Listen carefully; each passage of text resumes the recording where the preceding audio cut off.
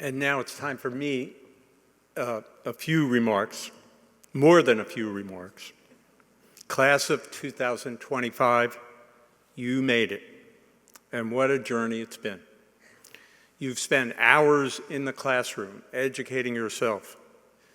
Physiology, genetics, metabolism, neuroscience, social determinants of health.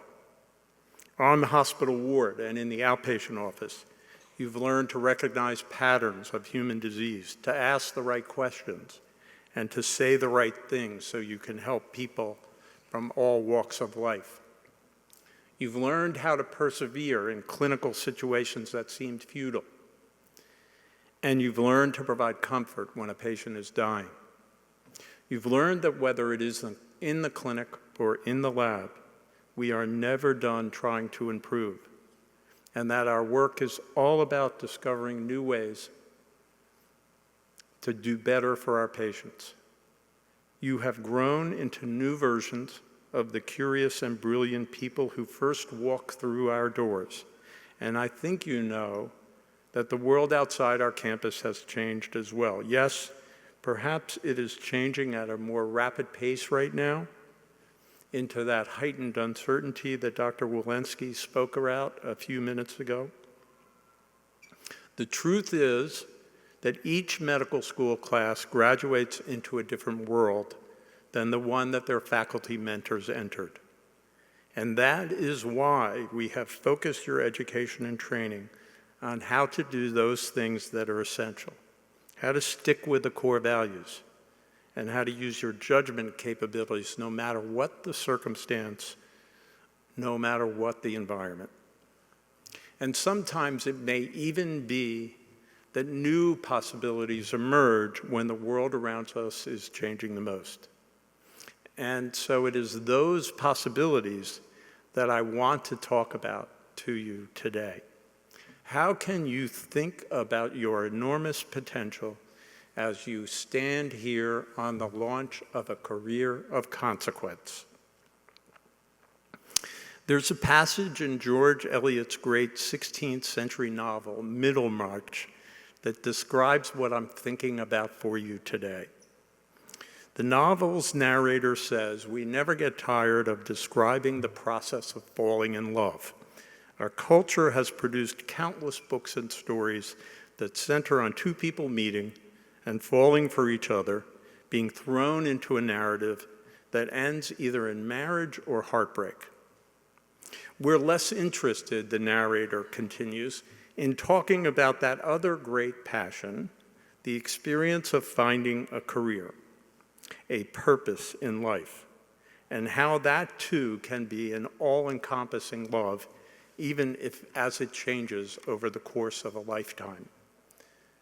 Now that's just one almost throwaway line in a book of over 800 pages, but I find it so powerful today because anyone who's ever fallen in love can find innumerable lines of poetry and more novels than they can possibly read in a lifetime that reflect how they feel.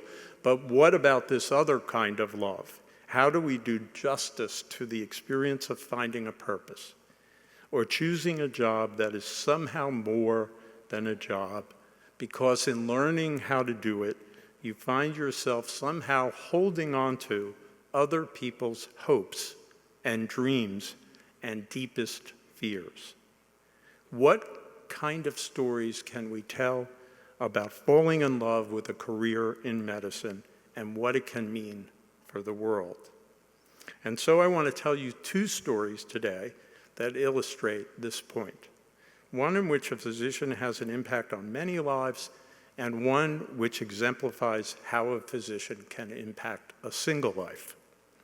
The first is the story of Dr. Roy Vagelos, and I am so happy to tell you that Dr. Vagelos is at home right now streaming us live.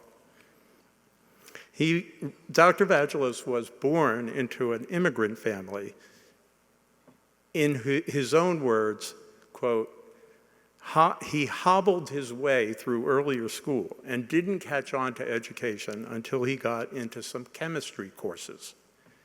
As Roy made his way through medical school and training, he became fixated on the potential to use chemistry to come up with drugs that would help people. But he also found that he really loved being with patients, talking with them, and trying to find the right solution to their problems.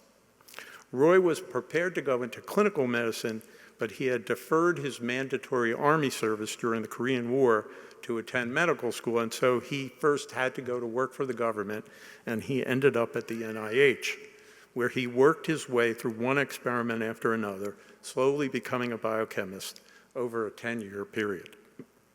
At that point, he was invited to become the chair of the Department of Biochemistry here at WashU Medicine, and he ended up founding our MSTP, the incredible program from which a number of you are graduating today, and which we will soon be naming in honor of Roy and his wife, Diana. All of this eventually led Dr. Vagelos to a leadership job at Merck Pharmaceuticals, where he revolutionized drug development by using biochemistry as a prime strategy for drug development. And as CEO of Merck, he led several profoundly important therapeutic campaigns. In 1987, his team found that the drug ivermectin, which was known to eradicate parasites in animals, could cure river blindness, a disease that at the time was afflicting millions of people in West and Central Africa, the Middle East, as well as Central and South America. In some of the villages, up to 25% of the population was blind. These were poor villages, of course, and it was clear that neither they nor their governments could afford to pay for the drug. In what is now one of the legends of the pharmaceutical business, Dr. Vagelos, without getting approval from his board, decided that Merck would provide the drug free for mass distribution to those living in areas impacted by river blindness for as long as it was needed. That program continues to this day, and it is the longest-running disease-specific drug donation program of its kind. It reaches more than 300 million people each year, and it has succeeded in eradicating river blindness almost entirely from several areas of the world. One discovery, one decision, millions of lives impacted. Here's a second story. Several years ago, Dr. Andre Speck, Associate Professor of Medicine in the Division of Infectious Diseases here at WashU Medicine, received a call from one of his pediatric colleagues about a teenager with acute myelogenous leukemia, the most difficult form to treat. And in this case, the leukemia was resisting the usual chemotherapy and even bone marrow transplantation. The colleague said to him on the phone, quote, "Our patient developed a cutaneous nodule, and the biopsy is showing what looks like a very rare fungus. I've never heard of this fungus before," she said, "but it sounds very bad, mostly fatal, and the 3 antifungal drugs we have him on aren't helping. Is there anything else we can do?" Years ago, Dr. Speck started our invasive fungal infections clinic, which has so far treated patients from 37 states and 5 countries. But he had only seen this fungus 3 or 4 times in his career, and only one of those patients survived, thanks to a clinical trial for a new drug called alorafin. The patient Dr. Speck had been called to consult on was not only more immunocompromised than the one who had participated in that trial, but the FDA was only granting compassionate use trials for adults. Things were looking increasingly grim. Despite being treated with the 3 available antifungal drugs, the patient was developing other lesions on his body, which meant that the infection was disseminated and getting worse, a development that he knew markedly reduced the likelihood of survival. But as the care team discussed the lack of treatment options, the patient's mother piped up and said, "Well, you know, he's turning 18 in 2 days." Now, ordinarily, it takes a month to get IRB approval for an experimental drug treatment, but Dr. Speck worked with Dr. Amanda Cashin, the head of WashU's IRB, and it took them 36 hours, And our patient received his first dose of this experimental drug on his birthday, and he survived, disseminated, probably the first person known to survive, disseminated scoliosis. I don't think I pronounced that very well. And I'm very happy we have here today Dr. Speck and his patient, Jonathan Ferretti, and they're sitting in the front row here. Please stand up.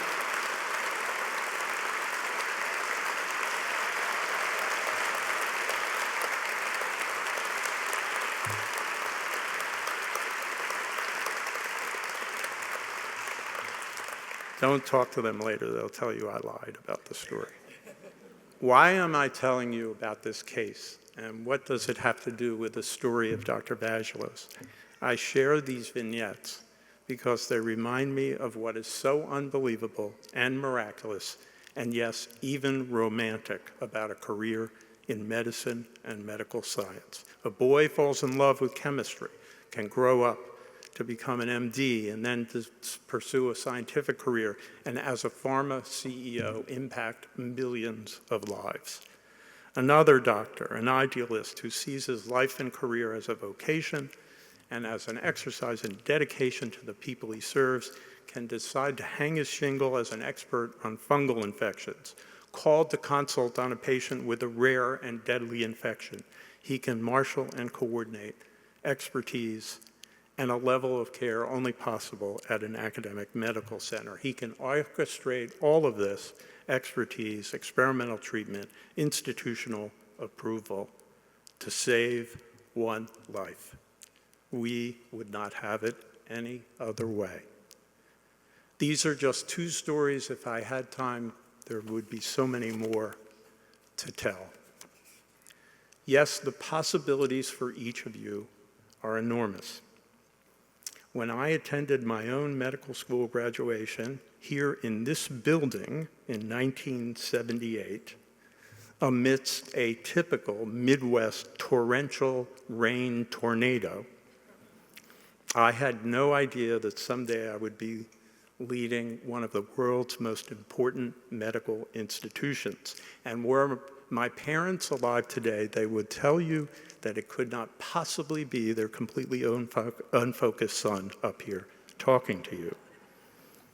And also, I want to point out that there may be even more possibility when there is uncertainty in the world around if we confront it without fear. Generations of doctors and scientists before you have taken uncertainty and turned it into discovery and hope. Ours is a profession built on that incredible alchemy, a profession of amazing range where you can find yourself looking one patient in the eye and telling them you'll leave no stone unturned, or having the ability to make a decision that saves millions of people you'll never even meet. This is a profession where you can do either or both and everything in between. Today is the day that we send you into the world, onto your advanced training, with a stronger conception of what your career might look like, what might be possible for you than what you had when you got here. I want you to take a moment to think about that vision that you have for yourself, to honor it and recognize it in a way that we rarely do. I want you to see it for what it is, the beginning of a great love story. It is an undersung kind of love, as George Eliot says, but it is no less powerful a passion. You cannot know today all the places it will take you or what will stand in your way. It is a love that will change and evolve just as romantic love inevitably does. And as in many love stories, this job will almost certainly break your heart. There will be days when you wonder why you and how you got yourself into this kind of relentless and sometimes devastating work. And there will most likely be other days when you wonder at your great fortune, at that rare and beautiful privilege of having the tools or the ability to create new tools to save one life or impact millions of lives. What I am trying to tell you today is we have not trained you for certainty or for a straight and easy path. We have trained you to look a patient in the eye and do something in your power to heal her. We have trained you to take a scientific problem and keep working at it until it's solved. We have trained you like Roy Vagelos and Andre Speck and Rochelle Walensky to see a need and fill it. We have trained you to use your gifts to make the world a better place, whether it will thank you for it or not. There is a saying that when a person saves one life, it is as if they saved the entire world. Anyone can save a life if they're in the right place at the right time with the right set of skills. But we physicians are the only ones who decide to become that place and that time. We fall in love with this profession, and we use that love to help others even at the most inopportune times and even when the odds are against us. There are worlds out there waiting for you to become exactly what they need. We at WashU Medicine are thrilled to have played a role in your particular love stories, and we absolutely cannot wait to read the next chapter. Congratulations, class of 2025.